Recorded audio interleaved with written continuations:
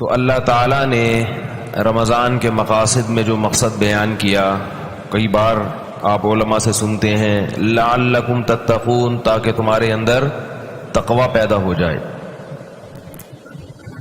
بریکیں مضبوط ہو جائیں۔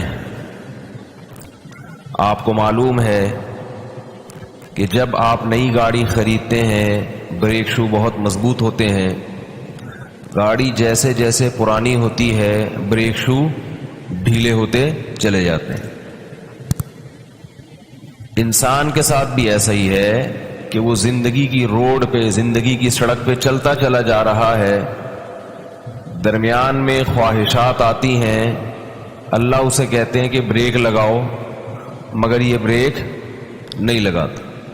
کہیں اسپیڈ بریکر بھی آئے گا، کہیں کھائی بھی آئے گی، کہیں لکھا ہوگا کہ یہ آبادی ہے ذرا آہستہ چلیں، کہیں پولیس والے کھڑے ہوں گے، وہ خود آپ کا چالان کر دیں گے اگر آپ نے متعین اسپیڈ سے زیادہ بڑھائی۔ تو عام طور پر جب ہم ڈرائیونگ کرتے ہیں تو وہاں تو بات بات پہ بریک لگا رہے ہوتے ہیں۔ دنیا میں ایسا کوئی بھی بیوقوف نہیں جو یہ کہے کہ کراچی سے لاہور جاؤ بغیر بریک کے۔ کبھی آپ نے دیکھا کوئی بغیر کوئی کہہ رہا ہو کہ میں کراچی سے گاڑی میں بیٹھا اور بغیر بریک کے لاہور جا کے میں نے بریک لگائی ہے؟ بتاؤ کوئی دنیا میں ایسا آدمی دیکھا آپ نے؟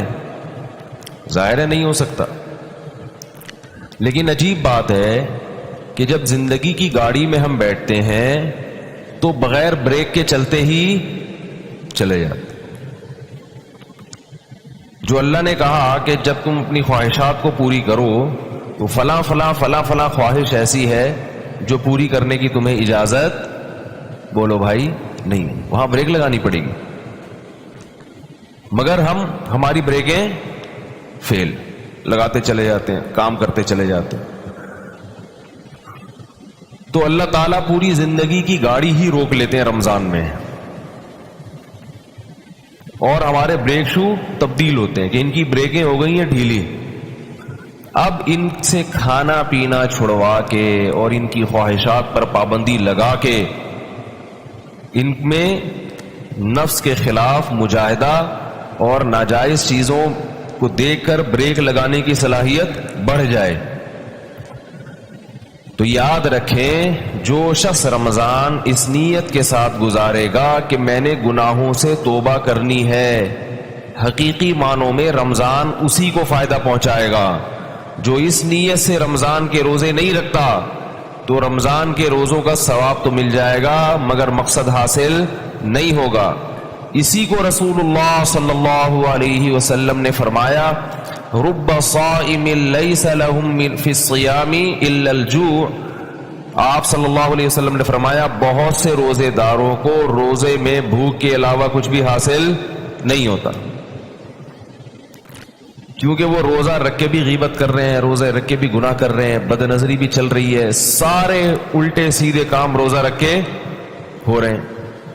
اور فرمایا بہت سے شب بیدار ایسے ہیں جو راتوں کو عبادت کرتے ہیں، ان کو رات میں کی عبادت میں جاگنے کے سوا کچھ بھی حاصل نہیں ہوتا۔ راتوں کو کھڑے ہوئے رو رہے ہیں اللہ کے سامنے، خوب گڑ گڑا رہے ہیں، لمبی لمبی نمازیں پڑھ رہے ہیں، صبح ان کی حرکتیں دیکھو تو انسان شرما جائے۔ معاملات میں بالکل بھی صفائی نہیں ہے، اور بہت سے تو ایسے کرتے ہیں کہ تراویح کی پابندی سے نماز پڑھتے ہیں، صبح فجر گول کر دیتے ہیں۔ بھائی وہ تو فرض ہے، اس کی اہمیت زیادہ ہے۔ آپ نے دیکھا ہوگا ختم قرآن کے موقع پر رو رو کے دعائیں ہو رہی ہیں، خوب گڑ گڑا کے لوٹ پوٹ ہو گئے، کلابازیاں کھا رہے ہیں، بہتے چلے جا رہے ہیں، اور عید کے دن فلم دیکھنے کا پہلے سے بولو نا یار پروگرام ہے، خوب رو رو کے ادموئے ہو گئے۔ جب ذرا سکون کی حالت میں آیا تو میسج بولا ہاں بھائی میری تیاری پوری ہے، دیکھ لے کون سی نہیں آئی ہے مارکیٹ میں۔ تو روتے رہو، رونے پر گورنمنٹ کی طرف سے کوئی پابندی، رو رو کے ادموئے ہو جاؤ۔ یہ رونا اللہ کے ہاں قبول نہیں ہے۔ لوگ کسی کے رونے کو دیکھ کے متاثر ہوتے ہیں، اتنا نیک ہے رو رہے ہیں، تو وہی عمل دیکھو، بغیر روئے اچھا عمل کر رہا ہے وہ زیادہ بہتر ہے۔ جو رو رو کے برے اعمال کر رہا ہے اس کے رونے کی کوئی ویلیو، روتے تو قوال بھی ہیں، مرثیہ نگار بھی ہیں، کوئی گورنمنٹ پہ رونے کی پر گورنمنٹ کی طرف سے کوئی پابندی. ہاں اگر اتنا بھی ہو جائے کہ آپ سے گناہ تو نہیں چھوٹ رہا لیکن گناہ چھوڑنے کا کم از کم جذبہ پیدا ہو رہا ہے، رونے سے ندامت ہو رہی ہے کہ اللہ چھڑوا دے، یہ رونا بھی انشاءاللہ کام آئے گا. فلم دیکھنے کا پروگرام ہے، اللہ معاف فرمائے، لیکن اس پر ندامت ہے اور رو رہا ہے کہ اللہ اس پروگرام کو کینسل کرنے کی توفیق نصیب فرما دے، رو رو کے اللہ سے دعائیں مانگ رہے ہیں، تو بھی some thing is better than nothing. چلو کچھ تو ہے، ندامت تو ہے. تو گناہوں سے بچنا، اپنے اندر یا معاشرے میں تبدیلی لانے کی کوشش کرنا، یہ جذبہ ہی سرے سے ختم. ہر آدمی کہتا ہے کہ مجھے پلیٹ میں رکھ کے حلوہ چاہیے، یعنی ایسا دین چاہیے جو بالکل حلوے جیسا ہو، مجھے نہ قربانی دینی پڑے. اور ادھر ہم جب اللہ کا کلام پڑھتے ہیں تو اللہ کہتے ہیں صرف میرے بن کے رہو گے تو مانوں گا. والذین آمنوا اشد حبا للہ، سب سے زیادہ محبت صرف مجھی سے کرو گے. جہاں میرا حکم آ جائے وہاں کسی کی بولو بھائی نہیں چلے گی، کچھ بھی ہو جائے. ادھر اللہ یہ کہہ رہے ہیں ہم کسی اور راستے کی طرف جا رہے ہیں، اللہ کسی اور راستے کی طرف بلا رہا ہے. یاد رکھو اللہ کا دین وہ ہلکا نہیں ہے. مسئلہ سارا یہ آ گیا ہے. میں نے دیکھا ہے جو لوگ حرام جاب کر رہے ہوتے ہیں ان میں کچھ تو ایسے ہوتے ہیں جو کہتے ہیں بھائی یہ حرام ہی نہیں ہے، وہ تو بڑی بدبختی کی بات ہے. کچھ ایسے ہیں جو کہتے ہیں یار ہمیں پتہ ہے حرام ہے لیکن اصل میں آج کل جاب ملنا آپ کو پتہ ہے کتنا ایکچولی مشکل کام ہو گیا ہے، آج کل بہت سارے مسائل ہیں، تو جب تک کوئی اچھی نہیں ملتی ہم یہیں پر یہی کرتے رہیں گے. وہ گناہ کو بہت ہلکا سمجھ رہے ہوتے ہیں، بہت ہلکا سمجھ رہے ہوتے ہیں. ایک بات خوب اچھی طرح سمجھ لیں، رسول اللہ صلی اللہ علیہ وسلم نے ارشاد فرمایا کہ میں تم میں سب سے زیادہ غیرت والا ہوں اور اللہ مجھ سے بھی زیادہ غیرت والا ہے. اور اللہ کی غیرت کو جوش اس وقت آتا ہے جب کوئی بندہ اللہ کے حرام کردہ کاموں میں سے کسی کام کا ارتکاب کرتا ہے. اللہ کو بہت غضب آتا ہے. دنیا میں کوئی حکومت اپنا قانون توڑنے پر اتنی غضبناک نہیں ہوتی جتنا خالق کائنات اپنے قوانین کو ٹوٹتا ہوا دیکھ کر غضبناک ہوتا ہے. جب اللہ کا قانون اس زمین پہ ٹوٹتا ہے، دیکھو آپ پاکستان میں رہتے ہیں، پاکستان کے قانون توڑیں گے حکومت کو غصہ آئے گا، اتنا نہیں. امریکہ میں رہ کے امریکہ کے قانون کو توڑتے ہیں، ان کی حکومت کو غصہ آئے گا، اتنا نہیں. زمین پہ رہ کے اللہ کو قانون کو توڑتے ہیں تو سب سے زیادہ غضب پھر کس کو آتا ہے؟ اللہ کو آتا ہے. اور اس کا حق ہے کہ وہ غضب کرے.